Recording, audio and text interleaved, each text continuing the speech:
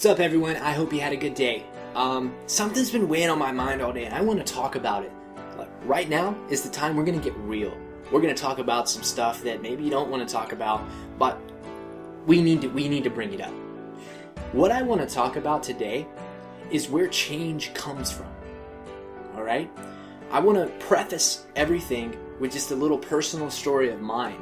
So, for the longest time, I knew I had all this potential, all these things that I wanted to do, this person that I wanted to become, and I could feel it inside of me, and it just wanted to come out.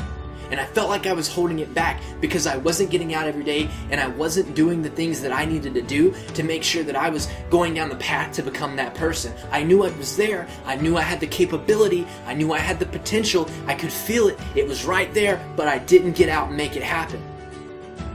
So I started looking at all these success stories of these other people, and I would see, oh, they went through this, and then it would give them the courage to finally rise up and go out and be the person they wanted to be, and they'd be successful. So I was conditioned that something needed to happen to me in order for me to go out and to take what I wanted from life, to grab life by the horns and say, hey, this is what I want in my life, and manifest it and make it real for myself. So that's what I thought. What really brought me, into reality and showed me, hey, that's not that's not going to happen. It doesn't work like that. Back in 2015 or 2014 in March, my mom, my best friend, she passed away. It was completely unexpected. It was like a left hook you didn't see coming. It really affected all of us. It was super just tragic. And I had to deal with everything. I had to prepare the arrangements. I had to prepare, the cremation, all this other stuff. Didn't even have time to grieve during that period. And I thought, when that happened to me, oh wow, I can use this, right? In the eulogy that I gave, I even said, hey, I'm going to use this to go out. I'm going to use this as an inspiration for me to go out and live my life and do the things I need to do and just pull it together. That's what I thought. What really happened is after I went through the grief and after I went through the mourning, the mourning and everything kind of came back to normal, well, as normal as it could be, I realized I was doing the same old stuff. And then it finally hit me. Wow, you know what? Nothing out here, nothing outside of me is going to make me change. Nothing externally is going to affect me internally to a degree that I say, wow, I really have to change my life. I have to focus on these certain things, and I have to do this so I can start becoming the person I want to be. Reality hit. And I realized that if I wanted to get from where I was to where I wanted to be, that had to be an internal decision that I made, and I had to go out and do something. But then I started looking at it. I started looking at this chasm, right, from where I was and where I wanted to be, and it was kind of like, how do I cross that? How do I bridge that gap? And it seemed just overbearing, right? It seemed so massive and huge that I was afraid to take it on, and I think that's kind of what stopped me from going in the first place, but we're not going to get on that. It's a whole nother subject. What I started to realize, though, is while it was great to have that vision of who I wanted to be, I focused on it so much that it was this huge thing. It was like I was going to have to just wake up tomorrow and just boom, be that person. Which, yes, you can do that. It's not impossible. But for me, I had already told myself that, you know what? This is just too much. It's too big. It's not going to happen. So I had to kind of take an alternative route, right?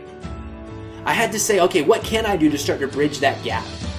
What can I do to start to make changes and to move forward and at least little by little close the gap? What can I do?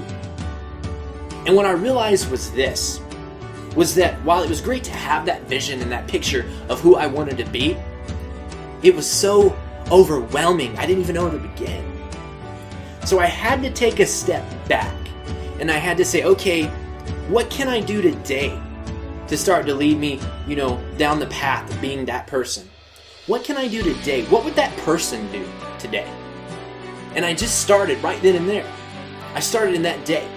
And when it first started, I couldn't even start in the day. I couldn't even think about all the stuff I'd have to do in the day because it seemed so overwhelming, or it seemed so, challenging, or I was so fearful of this outcome or that outcome and worrying so much. I couldn't even start with the day. So I had to take it back. What can I do right now? Just in this moment, in this space right here. What can I do right now? Even if it's the smallest, teeniest, tiniest little step, what can I do to start being that person right now? And then it hit me that I was trying to be something that I already was. I was already this person. I was already this person I wanted to be. I just had to start acting like it. And so I realized that I had to make a conscious decision in that moment when I realized, hey, maybe I shouldn't be doing this, or maybe I should be focused on that. I had to make a conscious decision in that moment, in that present moment, in this space of awareness right here. I had to make that conscious decision, okay, this is what I need to do. And then even if I had a task I had to complete, I couldn't look at it in a big, in kind of a big picture format. To give you an example, if you want to go to the gym, the way I would have looked at that in the past was, oh my gosh, I have to go to the gym, I have to drive all the way there, then I've got to, change, then I've got to work out, then I've got to take a shower there, then I've got to get changed again, then I got to come back. That's going to be like 2 hours, 3 hours, whatever. It's going to be, I was making it so difficult for myself. Why?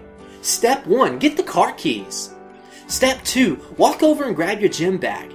Step 3, walk to the door. Step 4, open it. Step 5, get in the car. Step 6, you're on the way to the gym, and guess what? You're good to go. And that's how I had to start approaching life. Just in the moment, little by little. And what I realized is it made these tasks that seem so difficult and so overwhelming and just, just so big. It just put them in perspective. They weren't big. I just had to make a conscious decision in that moment. This is what I was going to do. And I didn't do it by thinking ahead and saying, okay, I'm going to do it. Because how many times have we done that? I'm going to go to the gym today, I'm going to go to the gym today, and then we don't go. Or I'm going to read that book, and then we don't read it. I'm going to study for the test, and then we don't study. How many times have we done that? No, just in this moment. This space that exists right here, right now. Make the decision. Step 1, take out my textbook. Step 2, open it. Step 3, study, read, whatever. You can take this application and you can apply it basically for any task or anything that you want to do in life, and you're going to find it's going to make things much simpler because you're not focusing on this big picture. Again, it's good to have goals. It's great to have a vision, but you can't let it consume you. You can't separate yourself from the vision. Because that person you want to be is already right here. It's inside of you. You just have to start living it. You have to realize that and start taking action steps as that person would do. And it begins right now. It doesn't begin in 10 minutes. It doesn't begin tomorrow. It doesn't begin next week. Because that person you want to be, that's not who they are. That person you want to be, they're right here, and it starts right now. So you have to realize that. You have to see that. And it doesn't matter what you've been through in life. It doesn't matter, what background you come from. I think this applies to absolutely everybody. And whether you've had successes, whether you've had failures, I'm telling you right now, who you want to be, you're already that person. So what if you've tried something before and you failed? Don't bury your failures. Let them inspire you. So I'm going to leave you with that. I want you to think about all the things that you want to be. And I want you to realize you're already that person. You just have to start living as though you're that person, and then you're going to have the things that person would have. You have to be the person before you're going to have the person. You're going to have the things that person would have. That's just how it works. Remember this. I just want you to say today, I just want you to say this over and over to yourself. It's never too late to be what you might have been.